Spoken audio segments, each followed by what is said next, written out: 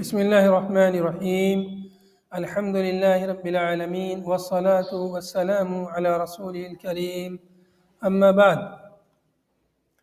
أعوذ بالله السميع العليم من الشيطان الرجيم. قال تعالى: فمن لم يجد فصيام 3 أيام في الحج و7 إذا رجعتم تلك 10 كاملة ذلك لمن لم يكن أهله حاضر المسجد الحرام واتقوا الله واعلموا أن الله شديد العقاب.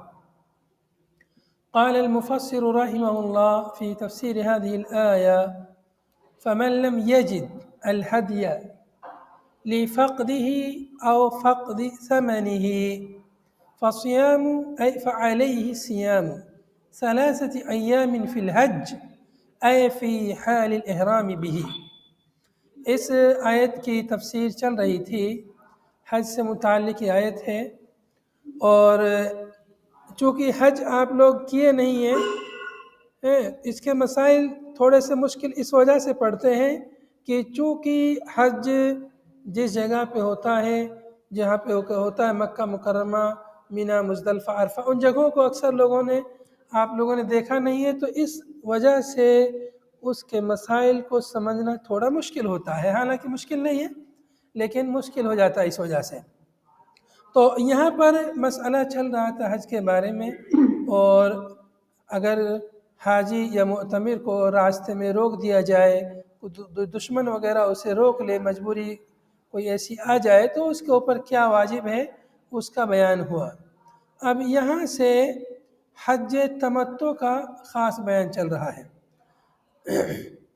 یہاں پر آیت میں فَإِذَا أَمِنْتُمْ فَمَنْ تَمَتَّعَ بِالْعُمْرَةِ إِلَى الْحَجِّ، جب تم مامون ہو جاؤ دشمن سے، تو جو شخص حج تمتع کرے، عمرے کے ذریعے حج تک فائدہ اٹھائے، فَمَا اسْتَيْسَرَ مِنَ الْهَدْيِ، تو اس کے اوپر قربانی کرنا ضروری ہے. کوئی کچھ کہہ رہا ہے کیا؟ تو یہاں پر اس آیت میں حج تمتع کے بارے میں بیان ہو رہا ہے کہ جو شخص حج تمتع کرے، فمن تمتع بالعمرۃ الی الحج، جو شخص عمرے کے ذریعے فائدہ اٹھائے حج تک، یعنی حج کے ساتھ ساتھ میں عمرہ بھی کرے. عمرے کا فائدہ اٹھائے عمرہ کر کے، یا یہ کہ عمرہ کر کر احرام کھول دے اور محظورات احرام سے فائدہ اٹھائے. تو یہ ایک ساتھ دو کام کر رہا ہے، تو اس لیے اس کو بولتے ہیں متمتع، اس حاجی کو. تو اس کے اوپر کیا ضروری ہے؟ فَمَا اسْتَيْسَرَ مِنَ الْهَدْيِ، جو بھی قربانی کا جانور میسر ہو، اس علیہ، اس کے اوپر وہ ضروری ہے. فَمَن لَّمْ يَجِدْ، چنانچہ جو شخص نہ پائے قربانی کا جانور، فَمَن لَّمْ يَجِدْ الْهَدْيَ، جو قربانی نہ پائے. کیوں نہ پائے قربانی؟ لِفَقْدِهِ، اس کے مفقود ہونے کی وجہ سے، قربانی کے جانور کے مفقود ہونے کی وجہ سے، جانور مل نہیں رہے ہیں مکے میں مثال کے طور پر. او فقد ثمنہ، جانور تو مل رہے لیکن قیمت اپنے پاس نہیں ہے اتنی جتنے میں جانور خریدا جا سکے.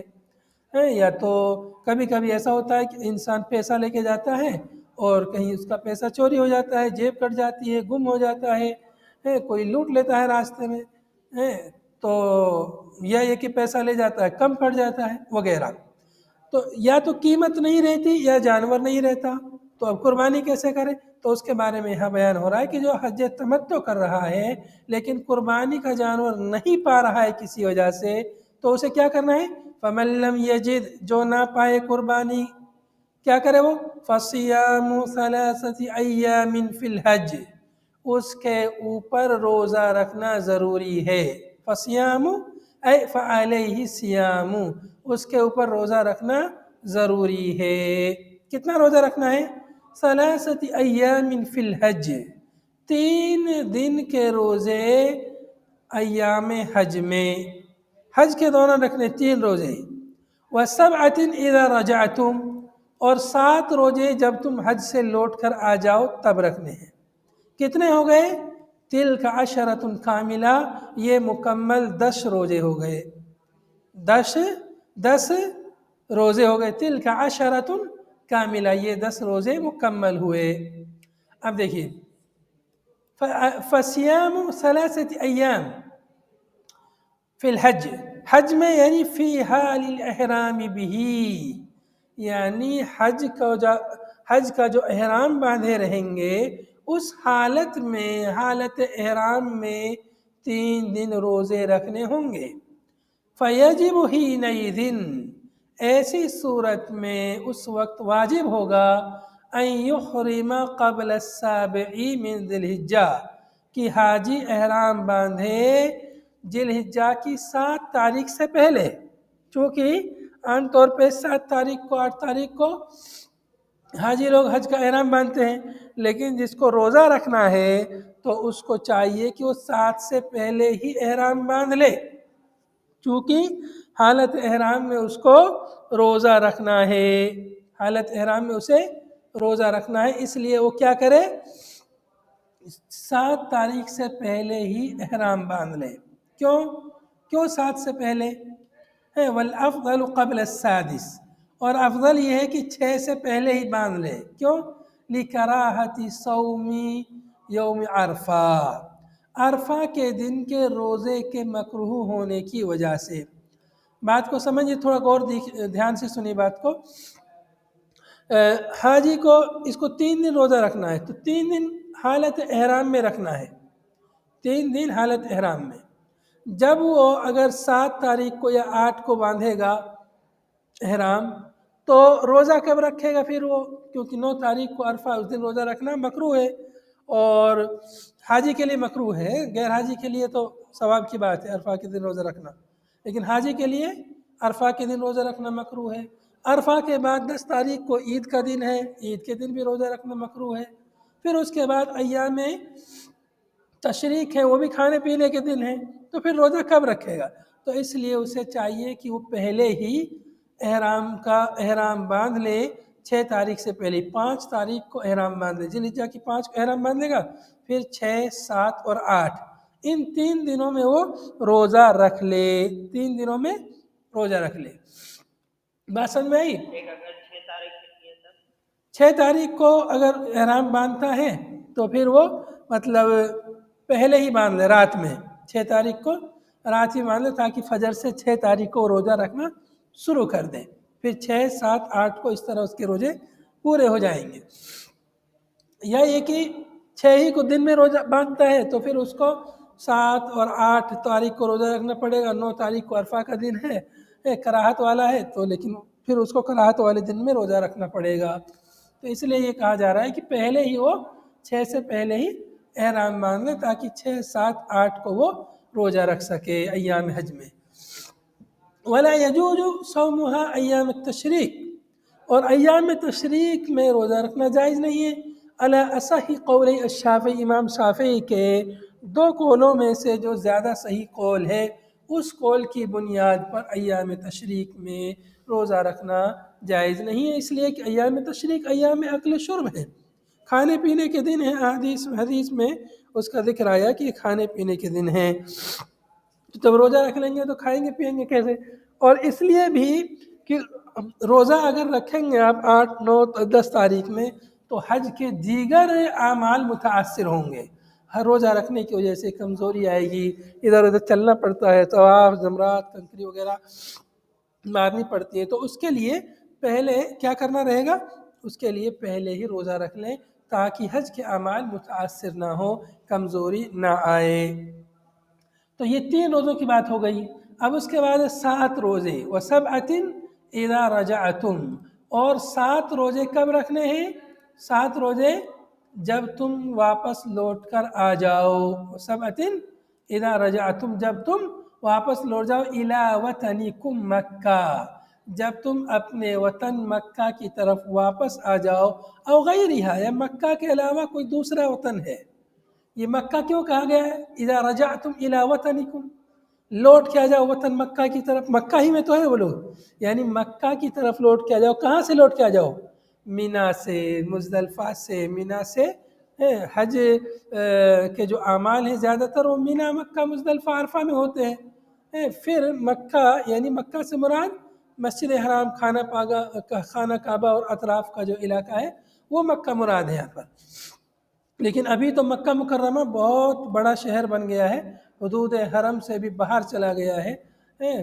تو یہ پہلے کی بات ہے جب مکہ یعنی چھوٹا تھا، یا یہ کہ مکہ سے مراد یہاں پر خود مسجد حرام اور آس پاس کا جو علاقہ ہے وہ مراد ہے۔ تو جب تم لوٹ کے آ جاؤ اپنے وطن مکہ کی طرف، یعنی مینا سے نکل کر آ جاؤ مکہ جہاں تم رہتے ہو مکے میں، یا یہ کہ مکہ کے علاوہ اپنے گاؤں بستی جہاں سے بھی رہنے والے وہاں لوٹ کے آ جاؤ، تو 7 روزے وہاں رکھو۔ وقیلا، یہ بھی کہا گیا کہ اذا فرغتم من اعمال الحج، کہ جب تم حج کے اعمال سے فارغ ہو جاؤ۔ حج کے اعمال سے اذا رجعتم کا مطلب کیا ہے؟ جب تم لوٹ جاؤ، یعنی جب تم حج کے اعمال سے فارغ ہو جاؤ، خواہ تم مکہ ہی میں مقیم ہو یا مکہ سے باہر مقیم ہو، کہیں بھی پھر ان روزوں کو رکھ سکتے ہو۔ وفیہ التفات عن الغیبۃ، اس میں التفات ہے غیبت سے الی الخطاب، خطاب کی طرف۔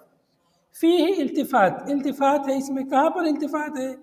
رجعتم وسبعۃ اذا رجعتم، اور 7 روزے جب رکھو جب تم لوٹ جاؤ۔ تم رجعتم مخاطب کا صیغہ ہے، حالانکہ پیچھے بات غائب کی چل رہی تھی۔ فمن لم یجد غائب کا صیغہ ہے، غائب کا سیاق ہے، پھر یہاں پر کیوں کہا رجعتم؟ یہاں تو یہ ہونا چاہیے وسبعۃ اذا رجعوا، غائب کا صیغہ ہونا چاہیے، لیکن مخاطب کا صیغہ ہے، حاضر کا صیغہ ہے۔ کیوں؟ اس لیے کہ اس میں التفات ہے غیبت سے تخاطب کی طرف، مخاطب کی طرف، تو اس کو بولتے ہیں التفات عن الغیبۃ الی الخطاب۔ اس کا فائدہ کیا ہوتا ہے؟ اس کا فائدہ، اس کے متعدد فائدے ہیں، ان میں سے ایک فائدہ یہ ہے کہ سامع کے ذہن کو ملتفت کرنا ہے، اس کے ذہن کو اپنی طرف کھینچنا ہے کہ ابھی تو غائب کی بات چل رہی تھی اور ابھی خطاب کی بات آ گئی۔ ایسے ہی کبھی خطاب کی بات چل رہی ہوتی ہے اور اس سے غائب کی طرف التفات ہوتا ہے، کسی فائدے کے لیے، معنوی فائدے کے لیے ایسا کیا جاتا ہے۔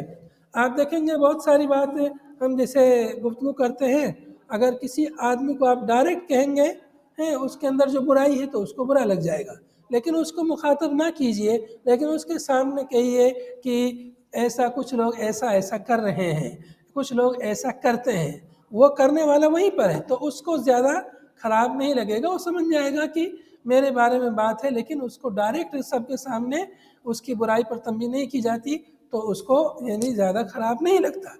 تو یہ اس طرح سے مختلف فائدے ہیں، تخاطب، التفات عن الغیبۃ الی الخطاب یا التفات عن الخطاب الی الغیبہ۔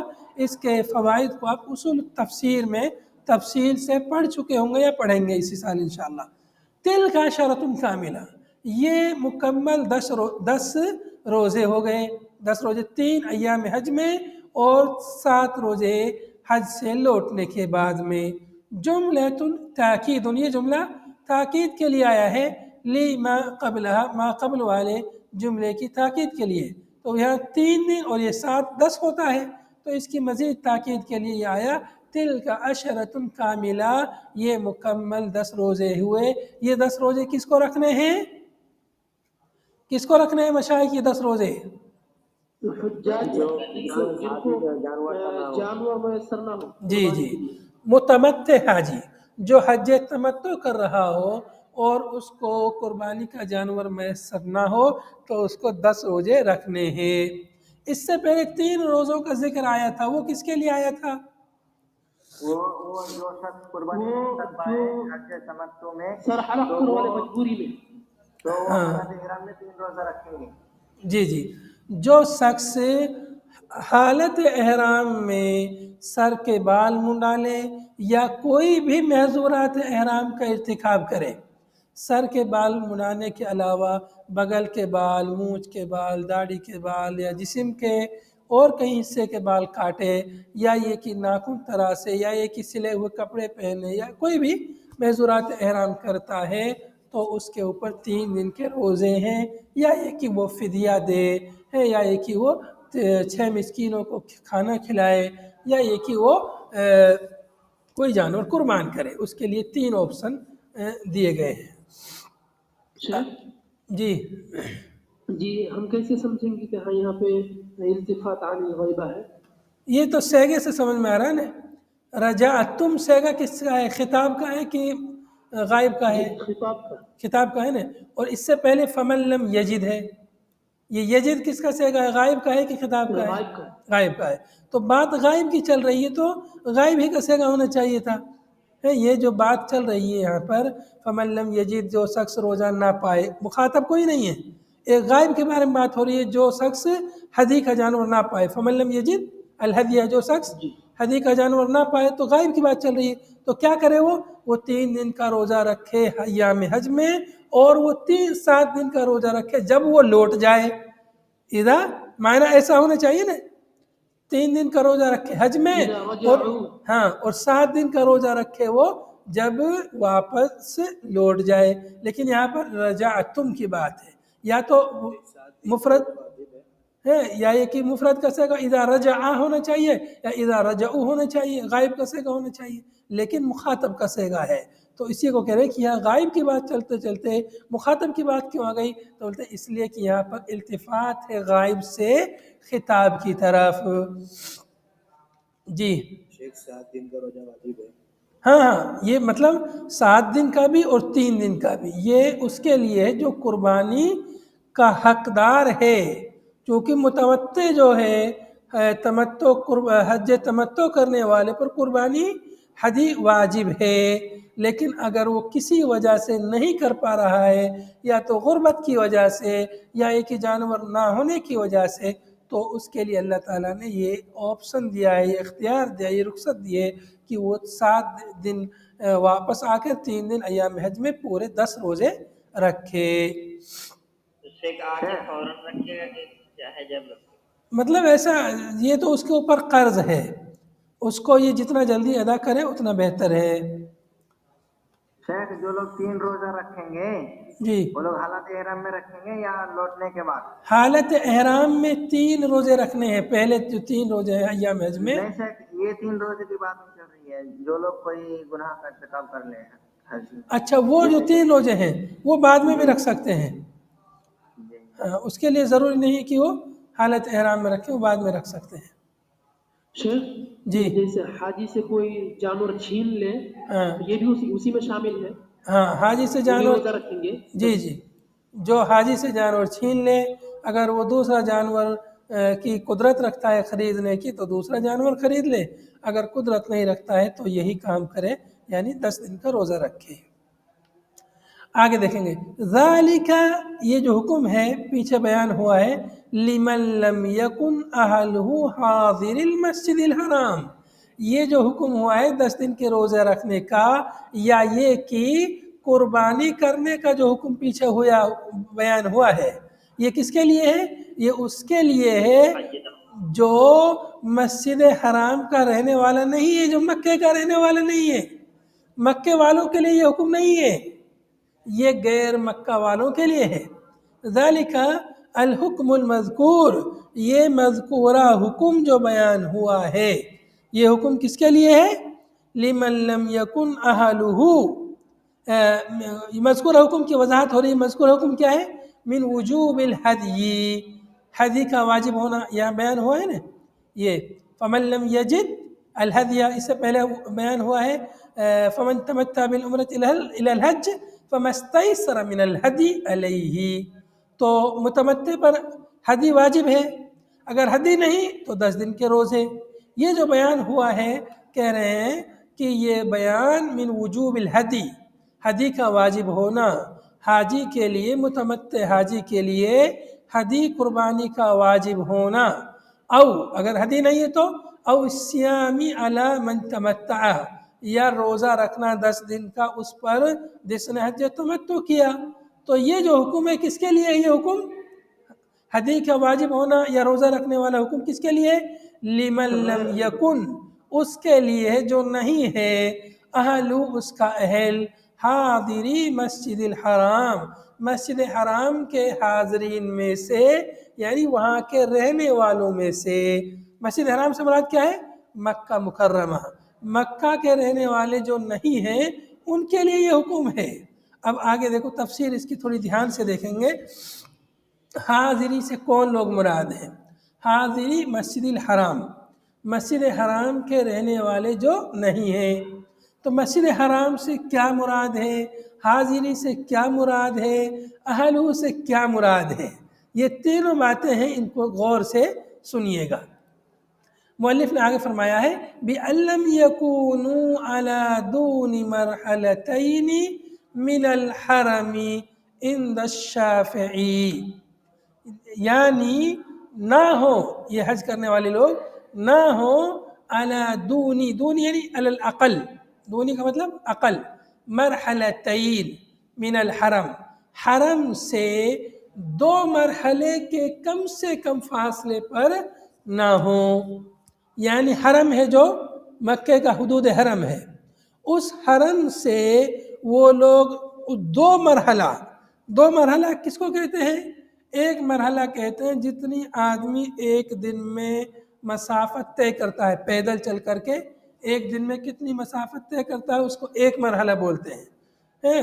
کتنی مسافت طے کرتا ہے؟ تقریباً 24 میل ایک دن میں پیدل چل کے مسافت طے کرتا ہے، تو 2 مرحلہ جو اس سے زیادہ ہو گیا، اس کا 2 گنا جو ہے 2 مرحلہ ہو جائے گا، یعنی 48 میل تقریباً امام شافعی کے نزدیک۔ تو جو شخص سمجھیے مسجد حرام سے 48 میل کے حدود میں رہتا ہے، امام شافعی کے نزدیک وہ سب مسجد حرام کے رہنے والے ہیں، حاضری مسجد الحرام ہے وہ لوگ، ٹھیک ہے، یہ امام شافعی کے نزدیک ہے۔ امام شافعی کے علاوہ دیگر ائمہ کے یہاں، امام مالک کے یہاں حاضری سے مراد اہل مکہ ہیں، بعینہ، جو مکہ کے رہنے والے ہیں وہی مراد ہیں۔ حاضری مسجد الحرام سے مراد کون ہے؟ مکہ کے رہنے والے لوگ مراد ہیں، کس کے نزدیک؟ امام مالک رحمۃ اللہ علیہ کے نزدیک۔ اچھا، مکہ کس کو کہتے ہیں؟ یہاں پر بھی جو ہے مکہ پہلے زمانے میں حدود حرم کے اندر ایک شہر تھا، مکہ پہلے زمانے میں حدود حرم کے اندر چھوٹا سا شہر تھا خانہ کعبہ کے ارد گرد، اور حدود حرم بہت کشادہ، بہت لمبا ایریا، بہت بڑی جگہ ہے، تو پورا حدود حرم بھرا ہوا نہیں تھا، پہلے چھوٹا شہر تھا۔ ابھی مکہ حدود حرم بھر کر کے اور باہر چلا گیا ہے، ابھی کا مکہ جو ہے حدود حرم سے بھی بڑا ہے، اور پہلے کا جو مکہ تھا وہ حدود حرم سے چھوٹا تھا، ٹھیک ہے۔ تو امام مالک کے نزدیک اس سے مراد کون ہے؟ اہل مکہ۔ جب اہل مکہ بھی یہی نہیں کہتے ہیں تو پہلے کے حساب سے وہ لوگ آئیں گے جو مسجد حرام کے آس پاس مکہ شہر میں رہتے تھے، اور وہ لوگ نہیں آئیں گے جو حدود حرم کے اندر رہتے تھے لیکن تھوڑا دور رہتے تھے مکہ سے، اس لیے کہ وہ مکہ میں نہیں، وہ مکہ سے باہر ہے لیکن حدود حرم کے اندر ہے۔ لیکن آج کے حساب سے مکہ حدود حرم سے بھی بڑا بن گیا ہے، تو اس امام مالک کے قول کے مطابق حدود حرم کے باہر جو مکہ ہے وہ لوگ بھی اس قول میں آ گئے۔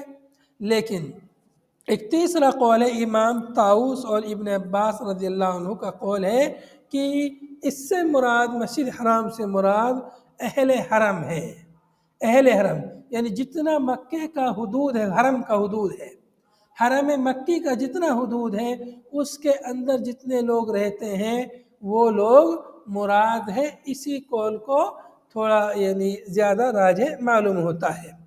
اور امام ابو حنیفہ رحمۃ اللہ علیہ کا قول یہ ہے کہ میقات کے اندر جتنے لوگ آئیں گے وہ سب مسجد حرام کے اہل ہیں، وہ سب مسجد حرام کے رہنے والے مانے جائیں گے امام ابو حنیفہ رحمۃ اللہ علیہ کے نزدیک۔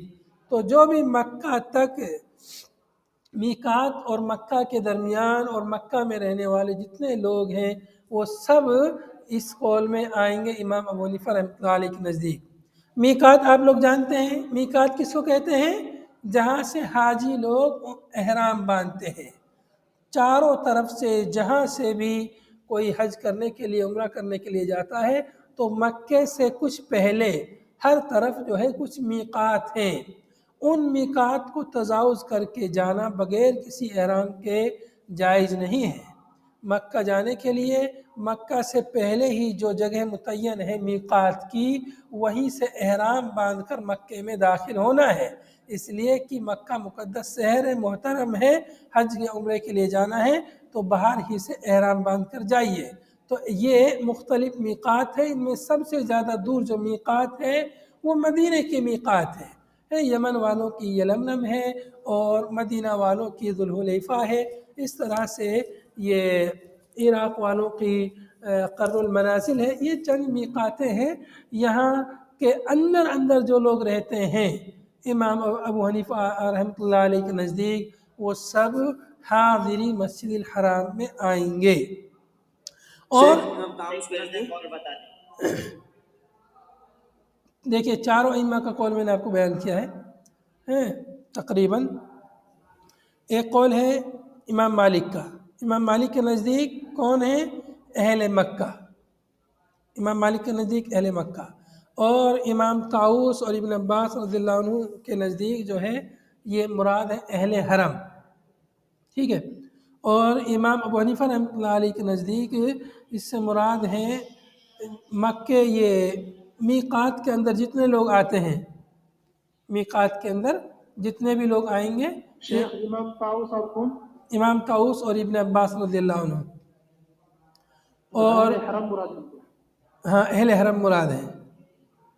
اور امام شافعی کے نزدیک جو ہے جتنی مسافت ہے قصر کی مسافت ان کے نزدیک 2 مرحلہ ہے، تو مکے سے 2 مرحلے کے فاصلے پر جو لوگ بھی رہتے ہیں، یعنی 2 مرحلہ مطلب تقریباً 48 میل بنتا ہے، تو اس کے اندر جتنے بھی لوگ رہتے ہیں وہ سب اہل مکہ یا اہل مسجد الحرام یا حاضری مسجد الحرام میں ان کا شمار ہوتا ہے۔ یہ 4 قول ہیں، ان میں راجح قول اہل حرم جو ہے وہ قول زیادہ راجح معلوم ہوتا ہے، اس میں کوئی اشکال نہیں ہے، اس لیے کہ مرحلتین میں بھی کچھ نہ کچھ اشکال ہے، اور حرم اور مسجد حرام یہ دونوں ایک دوسرے کے معنی کے لیے بھی استعمال ہوتے ہیں۔ ان کی تفسیر مسجد حرام کی تفسیر حرم سے کی جاتی ہے، اور حرم کی تفسیر مسجد حرام سے بھی کی جاتی ہے متعدد مقامات پر، اور مرحلے والی تفسیر کی مطلب کوئی واضح دلیل نہیں ہے۔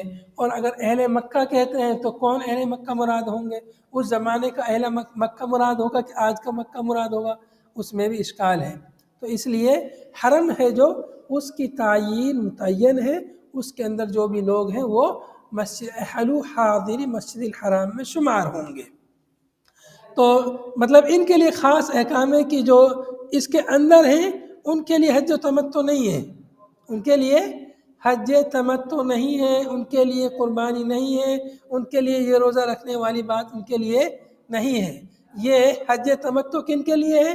جو لوگ باہر سے آئے ہیں۔ کیوں ان کے لیے؟ ان کے لیے کیوں نہیں ہے؟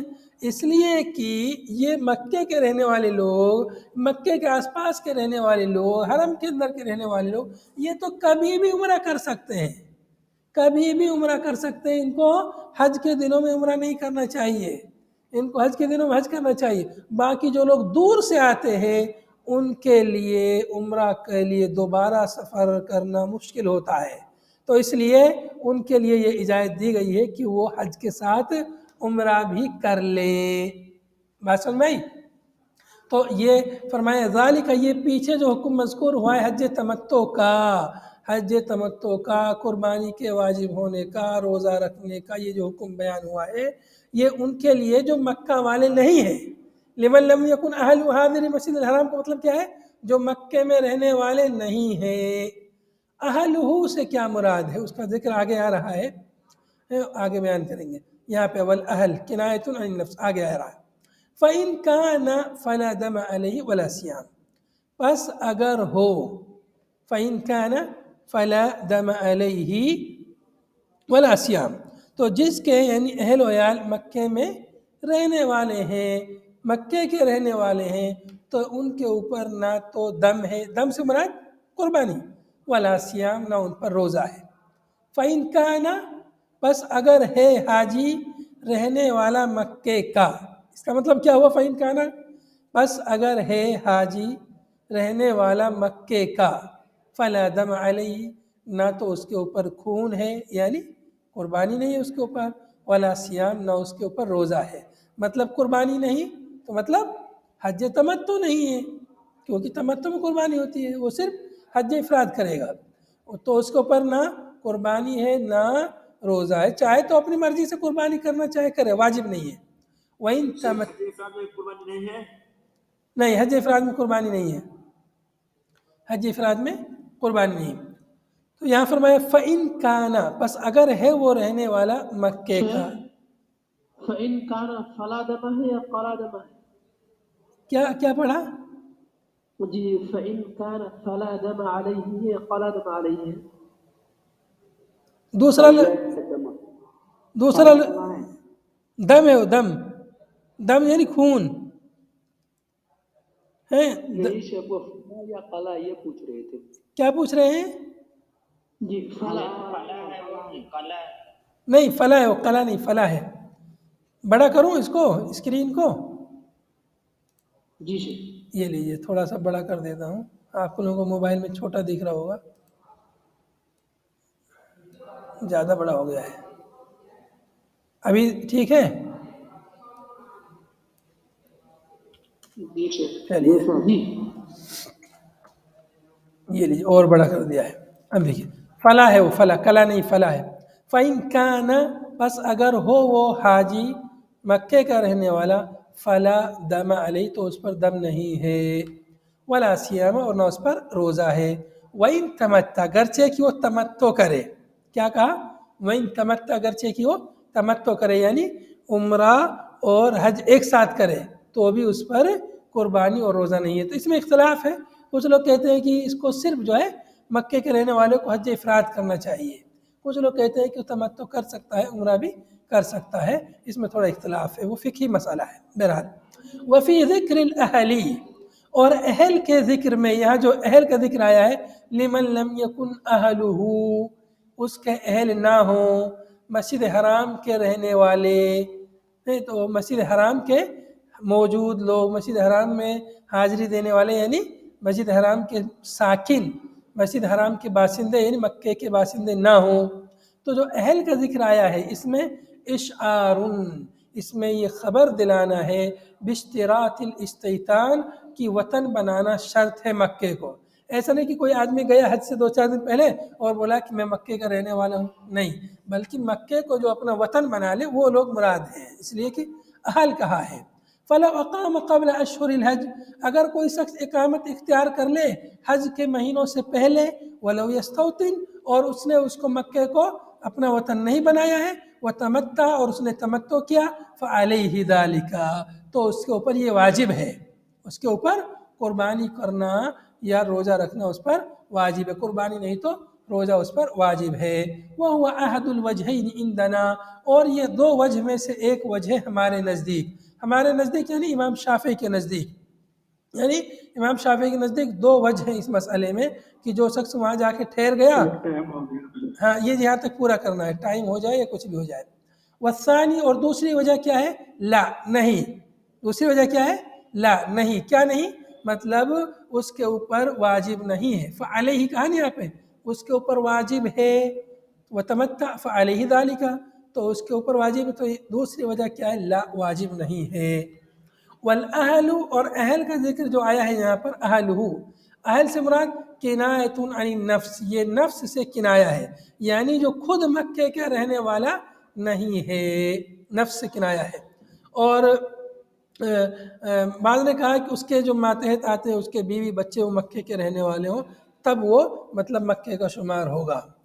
وَأُلْحِقَ بِالْمُتَمَتِّعِ، یہاں پر متمتع کا بیان ہوا ہے ابھی تک، تو مؤلف کہہ رہے ہیں کہ متمتع کے ساتھ اس کو بھی جوڑا جائے گا، فِيمَا ذُكِرَ بِالسُّنَّةِ، جیسا کہ سنت میں مذکور ہوا ہے، القارن، قارن کو، وَأُلْحِقَ بِالْمُتَمَتِّعِ، القارن، متمتع کے ساتھ، حج تمتع کرنے والے کے ساتھ میں حج قران کرنے والے کو بھی جوڑا جائے گا، یعنی وَهُوَ مَن يُحْرِمُ بِالْعُمْرَةِ وَالْحَجِّ مَعًا، متمتع قارن کون ہے؟ یہ وہ ہے جو حج اور عمرے کا ایک ساتھ احرام باندھے، أَوْ يُدْخِلُ الْحَجَّ عَلَيْهَا، یا یہ کہ حج کو عمرے پر داخل کرے، قبل الطواف، طواف سے پہلے، طواف یعنی عمرے کے طواف سے پہلے حج کو بھی داخل کرے، تو اس کو بھی اسی حکم میں جوڑا جائے گا کہ اگر وہ قربانی کا جانور نہیں پاتا ہے، یا اس کا قربانی کا جانور کہیں گم ہو جاتا ہے، چھن جاتا ہے، تو وہ 10 دن کا روزہ وہ رکھ لے، اس کے لیے بھی یہی حکم ہے۔ واتقوا اللہ فیما یامرکم بہ، اور اللہ سے ڈرو اس سلسلے میں جس کا وہ تمہیں حکم دے رہا ہے، وینہاکم عنہ، اور جس سے اللہ تعالیٰ تمہیں منع کر رہا ہے۔ تو جس کا حکم دے رہا ہے وہ کام کرو، جس سے منع کر رہا ہے اسے رک جاؤ۔ وَاعْلَمُوا أَنَّ اللَّهَ شَدِيدُ الْعِقَابِ، اور جان لو اللہ رب العالمین شدید العقاب ہے، لمن خالفہ، جس نے اس کے حکم کی مخالفت کی اللہ تعالیٰ اس کو سخت سزا دینے والا ہے۔ هذا وصلی اللہ وسلم علی نبینا محمد وعلی آلہ وصحبہ اجمعین۔ سبحانک اللہم وبحمدک، نشہد ان لا الہ الا انت، نستغفرک ونتوب الیک۔ السلام علیکم ورحمۃ اللہ۔